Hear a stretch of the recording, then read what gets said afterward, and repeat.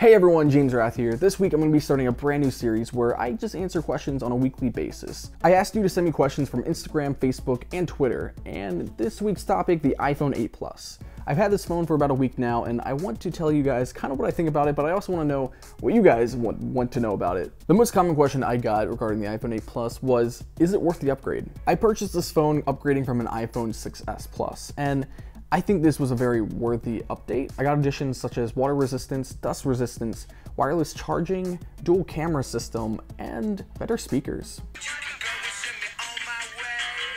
But if you're coming from an iPhone 7, unless you're on the iPhone upgrade program or some sort of carrier annual upgrade, I'm gonna say no. There's not enough that's really there to entice you to want to upgrade. But is it worth an upgrade from the iPhone 7 to the iPhone 10?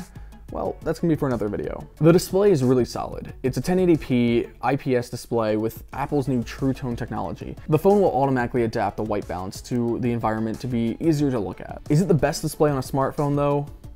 Not to today's standards. But for an IPS display, it's definitely up there. It has the brand new A11 Bionic Chip. The tests have shown that it's actually kind of on par with the MacBook Pro 13-inch. This means your games, apps that have heavy graphics, and augmented reality are going to run very smoothly on this brand new phone and for years to come. Another question I got was, how well does the new phone run with iOS 11? Although iOS 11 is stable, it's not perfect yet. There were a few instances where my phone froze up and I had to restart it, but I didn't quite know how to do so. Previously on the iPhones, it was holding down the home button and the sleep wake button, but with the iPhone 8, they changed the way that you reboot your phone, and once again, now it's volume up, volume down, and then holding down the sleep wake button, and that will give you a hard reboot. I've been hearing great things about battery life when it comes to this phone, and I really put that to the test yesterday. From 8 a.m., I went all day using this phone with music streaming, video watching, even playing some games. I came home, plugged it in finally around midnight, and it was still at 50% battery.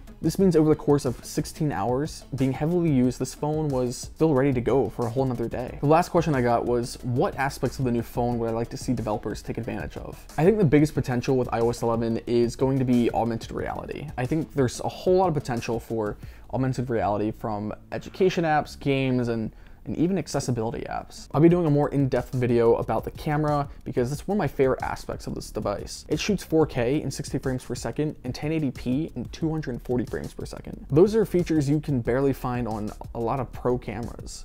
Overall, I think the iPhone 8 Plus is a very great phone and a solid update if you are coming from a previous generation device. If you want to see me do a full in-depth review of the iPhone 8 Plus, let me know down below. The iPhone 10 is coming out next month. Did that kill any hype that you may have had for the iPhone 8 or 8 Plus? Be sure you're following me on social media like Facebook, Instagram, and Twitter, because I'll be asking you guys to send me questions regarding the next Q&A, and hopefully we'll be doing this on a weekly basis. If you like this video, give it a thumbs up. Subscribe if you haven't already. Be sure to check out the video that's generated just for you on screen.